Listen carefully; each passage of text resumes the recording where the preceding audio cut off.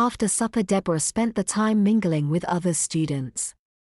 She and Amy were the only girls she found that were in engineering. A lot of the freshmen hadn't even picked a major, which shocked and appalled Deborah. Deborah knew what she wanted to do. She wanted to take electrical engineering as a major and actually finish this time.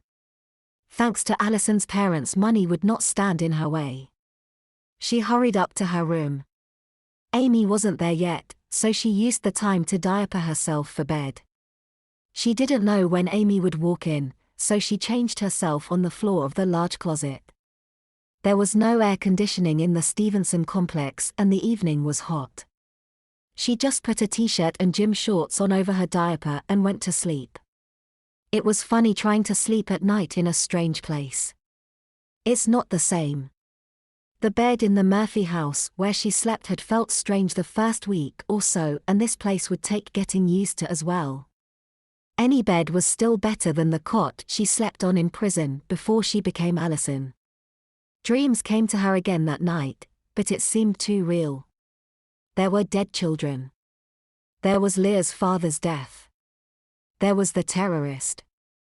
He entered her dream and just laughed at her as she frantically tried to steer the truck away from the middle school.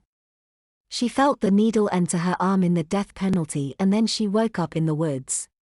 Lumberjacks were coming down the trail with chainsaws to cut the trees, but the terrorist had booby-trapped them. Frantically she tried to pull the spikes from the trees with a crowbar, but the crowbar turned to rubber in her hands. Instead, she tried to warn the lumberjacks what the terrorist had done, but she couldn't talk or make a sound from her throat. When the lumberjack started cutting a tree, she finally was able to yell out a warning, but it was too late. The chainsaw went flying and hit her on the head. She woke up screaming just as a pillow hit her in the head. The sheets were wet and sweaty and twisted around her. Her shirt had ridden up and her shorts had come down, exposing her diaper. "What the freak?" asked Amy. "Do you always scream when you wake up?" She walked over to retrieve her pillow. Deborah looked down, make sure her diapers were covered, but the sheets were so twisted she couldn't cover up before Amy discovered the juvenile garment she wore. "Is that a diaper?" asked Amy. "Most people stop wetting the bed by college age, Allison." She paced back and forth across the room.